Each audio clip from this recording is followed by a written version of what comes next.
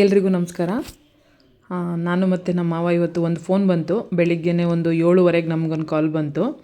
ಯಶವಂತ್ ಅಂತೇಳಿ ನಮ್ಮ ಮಾವನ ಆತ್ಮೀಯ ಸ್ನೇಹಿತರು, ನನ್ನ ಫ್ರೆಂಡಿಗೆ ಆಕ್ಸಿಡೆಂಟ್ ಆಗಿದೆ ಅಂತೇಳಿ. ಆ ಲಕ್ಷ್ಮೀಪುರದಿಂದ ಮುಂದೆ ರಾಂಪುರ ಅನ್ನೋ ಒಂದು ಊರ ಹತ್ರ ಆಕ್ಸಿಡೆಂಟ್ ಆಗಿದೆ ಅಂತೇಳಿ ನಾನು ಮತ್ತು ನಮ್ಮ ಮಾಮ ಇಬ್ಬರು ಗಾಡಿ ತಗೊಂಡು ಹೊರಟ್ವಿ. ಹೋಗ್ತಾಯಿದ್ದೀವಿ. ಸಾಕಷ್ಟು ನಾನು ಈ ಕೇಸ್ಗಳನ್ನೆಲ್ಲ ನೋಡಿದಾಗ ನಾನು ತುಂಬ ಜನಕ್ಕೆ ಹೇಳೋದೇನೆಂದರೆ, ದಯಮಾಡಿ ನೀವು ಈ ಬೈಕಲ್ಲಿ ಹೋಗ್ಬೇಕಾದ್ರೆ ದಯವಿಟ್ಟು ನೀವು ಹೆಲ್ಮೆಟ್ನ ಹಾಕ್ಕೊಂಡು ಹೊರಡಿ. ಯಾರೂ ವಿತೌಟ್ ಹೆಲ್ಮೆಟ್ ಯಾರೂ ಕೂಡ ಮನೆಯಿಂದ ಆಚೆ ಬರಬೇಡಿ ಅಂತ ಹೇಳೋಕ್ಕೆ ಇಷ್ಟಪಡ್ತೀನಿ. ಯಾಕಂದರೆ ದಿನ ಬೆಳಿಗ್ಗೆ ಇದ್ದರೆ ಸಾಕಷ್ಟು ಆಕ್ಸಿಡೆಂಟ್ಗಳನ್ನ ನಾವು ನೋಡೋದ್ರಿಂದ ಹೆಲ್ಮೆಟ್ ಒಂದಿದ್ದರೆ ತಲೆಗೆ ಯಾವುದೇ ರೀತಿ ಏಟು ಬೀಳಲ್ಲ ಅನ್ನೋ ಒಂದು ಕಾರಣದಿಂದ ಆದಷ್ಟು ಹೆಲ್ಮೆಟ್ ಹಾಕ್ಕೊಂಡು ಹೊರಡಿ ಅಂತ ಹೇಳೋಕ್ಕೆ ಇಷ್ಟಪಡ್ತೀನಿ. ಹೋಗ್ತಾನೇ ಇದ್ದೀವಿ ನಾವು ಇನ್ನೂ ಎಷ್ಟು ದೂರ ಅಂತ ಅಂದ್ಕೊಂಡು. ಆ ಲೊಕೇಶನ್ ಕೂಡ ಶೇರ್ ಮಾಡಿದರು, ಲೊಕೇಶನ್ ಹಾಕಿ ಅಂತ ಹೇಳಿದ್ವಿ. ಲೊಕೇಶನ್ ಶೇರ್ ಮಾಡಿದರು. ಆ ಲೊಕೇಶನ್ ನೋಡ್ಕೊಂಡು ಹೋಗ್ತಾ ಇದ್ದೀವಿ. ಇನ್ನು ಸ್ವಲ್ಪ ದೂರ ಅಂತೇಳಿ ನಮ್ಮ ಮಾಮನಿಗೆ ಹೇಳ್ಕೊಂಡೇ ಹೋಗ್ತಾಯಿದ್ದೀನಿ. ನೋಡೋಣ ಬಂದ್ವಿ ಸ್ಪಾಟ್ಗೆ. ನೋಡಿ ಕೆಳಗಡೆ ಮಲಗಿದ್ದಾರೆ. ಅವ್ರ ಹೆಸರು ಸಂತೋಷ್ ಅಂತೇಳಿ. 31 ವರ್ಷ ಅವರಿಗೆ. ಅವರು ಮುತ್ತೂಟ್ ಬ್ಯಾಂಕಲ್ಲಿ ಆಡಿಟ್ರಾಗಿ ವರ್ಕ್ ಮಾಡ್ತಾರೆ. ಅಲ್ಲಿ ನೋಡ್ತಿದ್ದಾರಲ್ಲ ಯಶವಂತ್ ಅಂತೇಳಿ ಅವರು.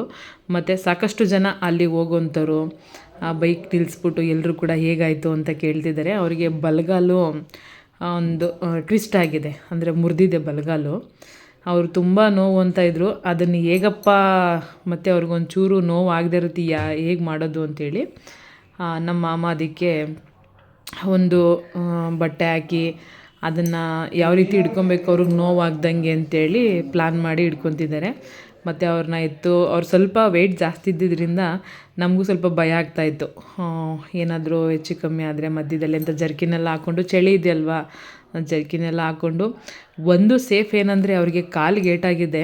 ನಾನು ಅವಾಗೇ ಹೇಳಿದೆ ನಿಮಗೆ, ಆಚೆ ಹೊರಟ್ರೆ ದಯವಿಟ್ಟು ಹೆಲ್ಮೆಟ್ ಹಾಕ್ಕೊಂಡು ಹೊರಡಿ ಅಂತೇಳಿ. ಅವರು ಹೆಲ್ಮೆಟ್ ಹಾಕಿರೋದ್ರಿಂದ ಅವ್ರಿಗೆ ಯಾವುದೇ ರೀತಿ ಹೆಡ್ ಇಂಜುರಿ ಆಗಿಲ್ಲ, ತಲೆಗೆ ಒಂದು ಚೂರು ಪೆಟ್ಟು ಬಿದ್ದಿಲ್ಲ.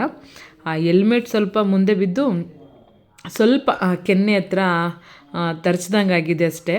ಅದು ಬಿಟ್ಟರೆ ಅವರಿಗೆ ಬೇರೆ ತಲೆಗೆ ಅಥವಾ ಬೇರೆ ಯಾವುದೇ ಏಟು ಬಿದ್ದಿಲ್ಲ. ಹಾಗಾಗಿ ತುಂಬ ಜನ ಸ್ನೇಹಿತರು ನೋಡಿ, ಎಷ್ಟೊಂದು ಜನ ಇದ್ದಾರಲ್ಲಿ, ಎಲ್ಲರೂ ಸೇರಿ ಬಾಡಿನ ಪೇಷೆಂಟ್ನ ಎತ್ತು ಸ್ಟ್ರಕ್ಚರ್ ಮೇಲೆ ಮಲಗಿಸಿ ಆ್ಯಂಬುಲೆನ್ಸ್ಗೆ ಇಟ್ಕೊಂಡು ನಾವು ಮತ್ತೆ ಬಿಡದಿಯಿಂದ, ಅವ್ರಿಗೆ ನಿಯರ್ ಬಿಡದಿ ಇರೋದ್ರಿಂದ ಬಿಡದಿನಲ್ಲಿ ಭರತ್ ಕೆಂಪಣ್ಣ ಹಾಸ್ಪಿಟ್ಲಿಗೆ ಬಿಟ್ಕೊಡಿ, ನಮಗೆ ಅಲ್ಲಿ ಡಾಕ್ಟ್ರು ಪರಿಚಯ ಇದ್ದಾರೆ ಅಂತ ಹೇಳಿದ್ರು. ಅವ್ರನ್ನ ಕರ್ಕೊಬಂದು ಬಿಡದಿನಲ್ಲಿ ಭರತ್ ಕೆಂಪಣ್ಣ ಹಾಸ್ಪಿಟ್ಲಲ್ಲಿ ಡಾಕ್ಟ್ರ್ ಹತ್ರ ಮಾತಾಡಿ ಟ್ರೀಟ್ಮೆಂಟ್ ಸ್ಟಾರ್ಟ್ ಆದಮೇಲೆ ಅವರಿಗೆ ನಾನು ಹೊರಡ್ತೀನಿ ಅಂತೇಳಿ ಹೊರಡ್ತೀನಿ. ಇವತ್ತಿನ ನನ್ನ ಕೆಲಸ ಇದು. ನಿಮಗೆಲ್ರಿಗೂ ಇಷ್ಟ